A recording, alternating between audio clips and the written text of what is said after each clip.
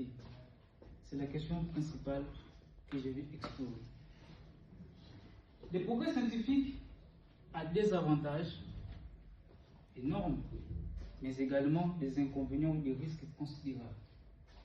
Alors, parlons des avantages ou bien des bénéfices. D'abord, dans le domaine de santé, il y a des vaccins qui ont réduit aujourd'hui certaines maladies qui autrefois étaient mortelles, notamment la variole, la poliomyélite et certains antibiotiques découverts au XXe siècle qui ont transformé certaines infections banales en maladies curables, c'est-à-dire en maladies qu'on peut guérir. La chirurgie moderne avec ses techniques qui permettent actuellement certaines inventions qui autrefois étaient impossibles. Et la détection également de certaines maladies comme les cancers, la maladie cardiovasculaire, grâce à l'intelligence artificielle. Résultat, espérance de vie aujourd'hui passant de 35 à 70 ans, et ce qui est impressionnant. Dans le domaine des communications, nous devons savoir que depuis l'arrivée surtout des smartphones, le progrès scientifique a produit tellement des avantages, notamment l'accès à des informations en quelques secondes, la communication sans limite sur le plan géographique. Et aussi, on se rend compte que la société devient de plus en plus transparente et réactive. Et aussi, il y a des formations à distance ou des apprentissages à distance, voire même le travail à distance, et même l'accès démocratisé à l'éducation.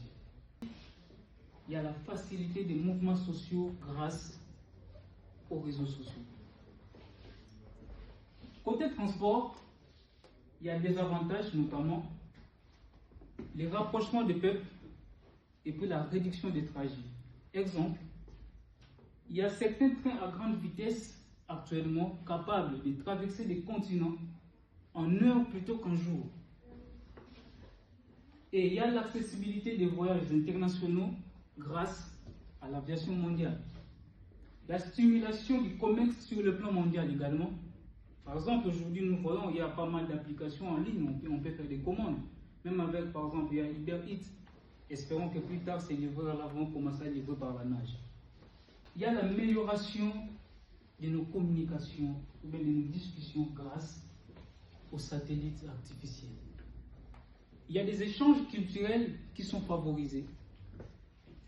Et enfin, ce que nous trouvons vraiment important, c'est surtout la meilleure exploitation scientifique de l'espace. Alors parlons des risques. Les progrès scientifiques nous présentent des risques considérables. Premièrement, sur le plan environnemental, il y a la surconsommation fossile liée à l'industrialisation, la pollution atmosphérique généralisée. Et nous avons les réchauffements climatiques liés aux émissions ou au déplacement des gaz à effet de serre. La déforestation, très souvent liée à l'expansion industrielle, ce qui détruit aujourd'hui les poumons de la planète. Et également la pollution plastique qui crée actuellement la dépendance vis-à-vis des matériaux synthétiques.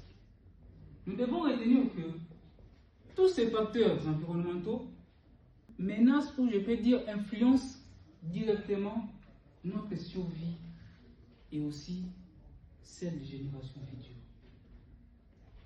Et sur le plan éthique, nous avons la modification génétique. Je pense que plusieurs parmi nous connaissent quand même la génétique en biologie. Et certainement, quand je parle de la création ou bien de la modification génétique, notamment comme étant un acronyme, CRISPR, en fait, c'est une plateforme qui permet actuellement la création des bébés sur mesure. Et non seulement ça, il y a aussi la gestion des masses par des algorithmes ainsi que des données personnelles qui menacent actuellement notre vie ou bien notre droit à la vie privée. et aussi des armes autonomes contrôlées par l'intelligence artificielle qui posent aujourd'hui des questions sur la responsabilité des machines. Et retenons que tous ces enjeux éthiques exigent certainement une réflexion profonde sur les limites que nous devons imposer à la science. Et sur le plan social, comme vous pouvez constater, il y a premièrement la dépendance technologique.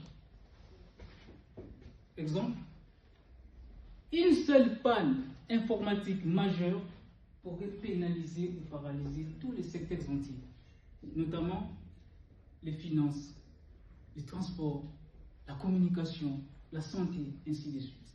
Il y a des cyberattaques qui menacent de plus en plus la sécurité mondiale. Aujourd'hui, les gens deviennent vulnérables sur le plan psychologique et moral suite aux smartphones et aux réseaux sociaux. Il y a les risques de perdre certaines compétences humaines ou bien des compétences essentielles et de devenir vulnérables face à des défaillances technologiques. Pour conclure, le progrès scientifique a tellement transformé nos vies. Il présente des avantages énormes dans le domaine de santé, communication, transport, mais aussi des inconvénients ou des risques considérables sur le plan environnemental, éthique et social. La question n'est pas d'arrêter la science car elle est essentielle certainement à notre vie ou bien à notre survie ainsi qu'à notre bien-être. Mais la véritable question est plutôt de réfléchir à la manière dont nous devons l'orienter afin qu'elle soit au service de l'humanité. Et pour cela, il est nécessaire ou souhaitable de mettre en place une régulation, une réflexion éthique, un débat public, un progrès qui est responsable.